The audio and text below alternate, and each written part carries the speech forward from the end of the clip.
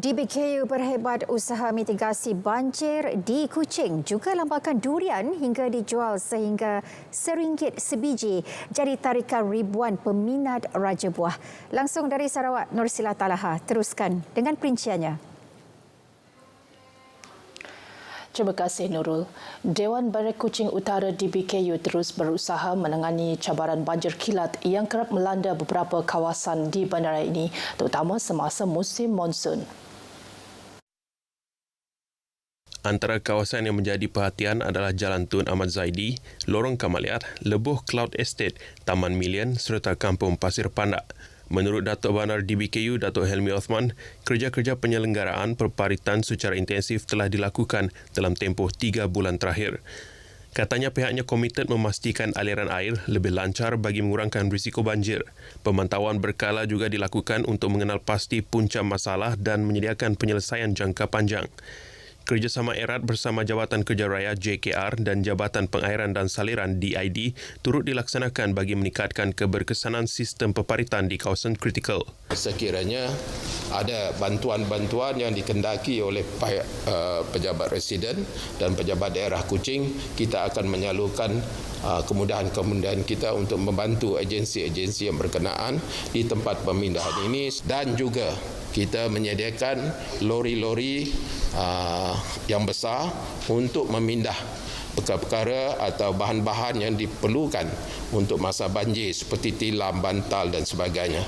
Kemah yang diagihkan oleh agensi lain, kita tidak mengeluarkan bantal dan tilam dan sebagainya, tetapi kita menyediakan kemudahan penghantaran logistik untuk membantu agensi-agensi ini untuk memindahkan.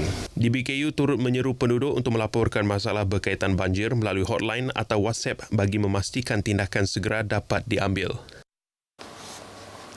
Naib Chancellor Baharu Universiti Kolej Antarabangsa Teknologi Lanjutan Sarawak ICATS, Profesor Datuk Dr. Teknologis Muhammad Kadim Suaidi beriktizam membawa institusi itu ke tahap lebih tinggi dengan sasaran mencapai status universiti penuh menjelang 2026. Menurut beliau, ICATS akan terus memainkan peranan penting dalam melahirkan graduan berkemahiran tinggi yang relevan dengan keperluan teknologi masa depan, sejajar dengan kedudukannya sebagai universiti teknikal. Dalam hal ini, beliau menggariskan komitmen untuk merevolusikan ICATS dengan visi strategik dan jelas dengan langkah yang bakal memperkukuh peranan institusi ini sebagai peneraju pendidikan tinggi di Sarawak. Pihaknya merancang memperkenalkan program akademik baharu yang selari dengan teknologi canggih seperti hidrogen, bioterma, tenaga boleh diperbaharui dan kecerdasan buatan. Beliau berkata demikian dalam sidang media pertamanya selepas memulakan tugas secara rasmi sebagai Naib Chancellor kedua Universiti Kolej ICATS. Dalam sidang media sama, beliau turut menyentuh cabaran besar yang dihadapi semua institusi pendidikan tinggi Sarawak menjelang pelaksanaan pendidikan tinggi percuma pada tahun 2026. Sebagai institusi pendidikan tinggi milik penuh Kerajaan Sarawak, ICATS tegasnya akan bersedia dari segi infrastruktur, tenaga pengajar dan program akademik untuk menyokong inisiatif ini. Malah pihaknya juga menetapkan sasaran untuk meningkatkan jumlah pelajar kepada 3,000 orang dalam tempoh 2 tahun.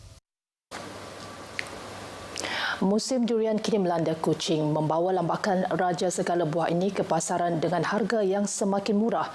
Tinjauan RTM di Demak Jaya Kuching mendapati para peniaga memberi bekalan harian yang besar, sementara orang ramai tidak melepaskan peluang mendapatkan durian dengan harga berpatutan.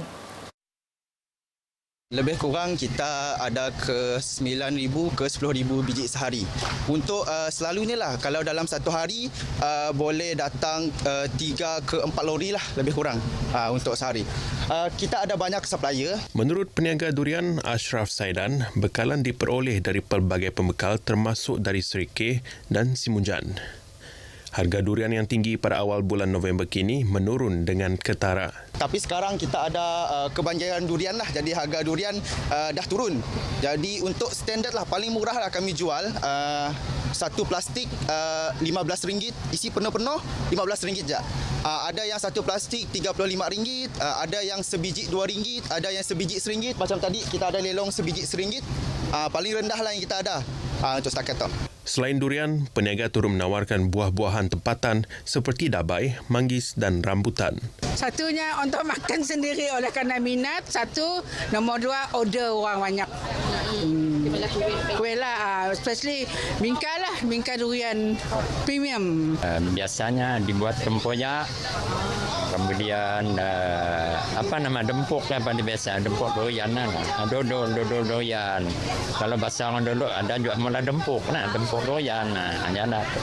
Sebab nanti boleh dibuat pelbagai lah. Musim durian di Kuching bukan sahaja membawa kemeriahan tetapi juga peluang untuk menikmati durian segar pada harga yang sangat berpatutan. Pembukaan Jambatan Marudi sejak 10 November lepas menandakan berakhirnya perkhidmatan feri merentasi Sungai Baram.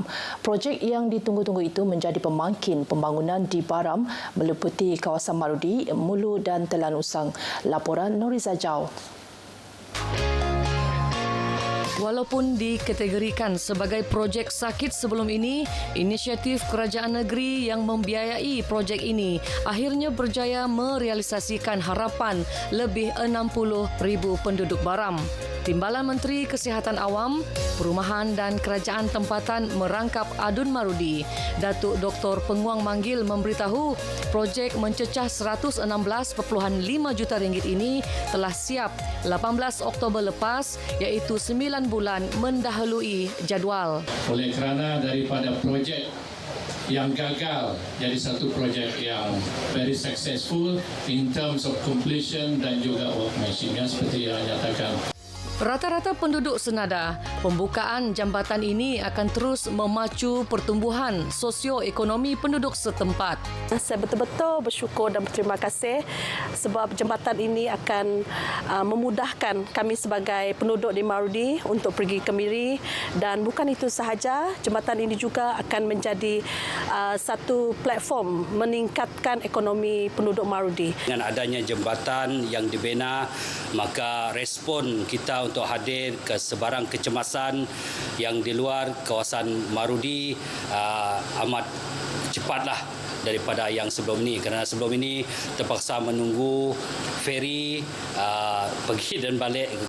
Sektor pelancongan antara yang mendapat manfaat secara langsung. Of course lah kita sangat mengalu-alukan penduduk daripada kawasan luar Marudi untuk datang ke Marudi sebab sekarang senang diakses. Selain daripada kita punya produk daripada kraft tangan dan juga banyak lagi benda-benda lain atau produk lain yang boleh diterokai di. Dengan siapnya jambatan Marudi ini, perancangan pembangunan yang lebih besar untuk kawasan Baram bakal dilaksanakan. Jambatan Marudi merupakan satu katalis kepada perhubungan jalan yang lain di Marudi dan di kawasan sekitarnya. Siapnya jambatan ini akan menjadi permulaan kepada jaringan perhubungan yang lain.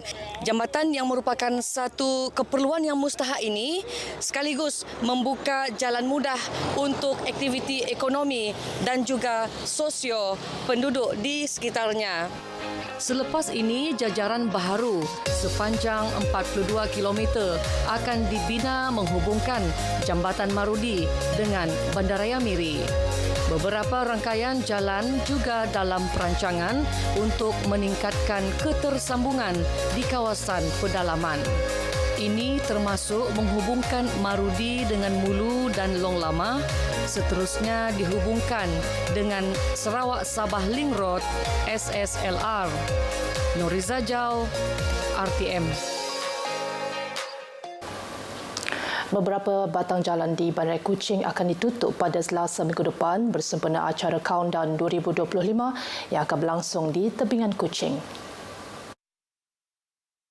Ketua Polis Daerah Kuching ACP Muhammad Farhan Lee Abdullah dalam satu kenyataan media berkata penutupan jalan akan bermula dari pukul 8 pagi hingga 1 pagi pada 1 Januari tahun depan.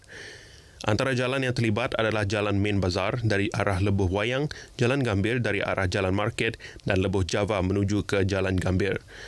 4 susur masuk juga akan ditutup mulai pukul 4 petang hingga 1 pagi. Penutupan ini melibatkan susur masuk ke Jalan Wawasan dari lampu isyarat Jalan Tun Abang Haji Otpeng, susur Wisma Pelita ke Lebuh Wayang, susur Jalan McDougall ke Lebuh Wayang dan lampu isyarat St. Mary dari arah Jalan Tabuan Mahala ke Lebuh Wayang. Perkongsian itu tadi mengakhiri berita dari Sarawak. Dari Sungai ke Segara Palestin pasti merdeka. Kembali bersama Nurul. Baik, terima kasih Nursila.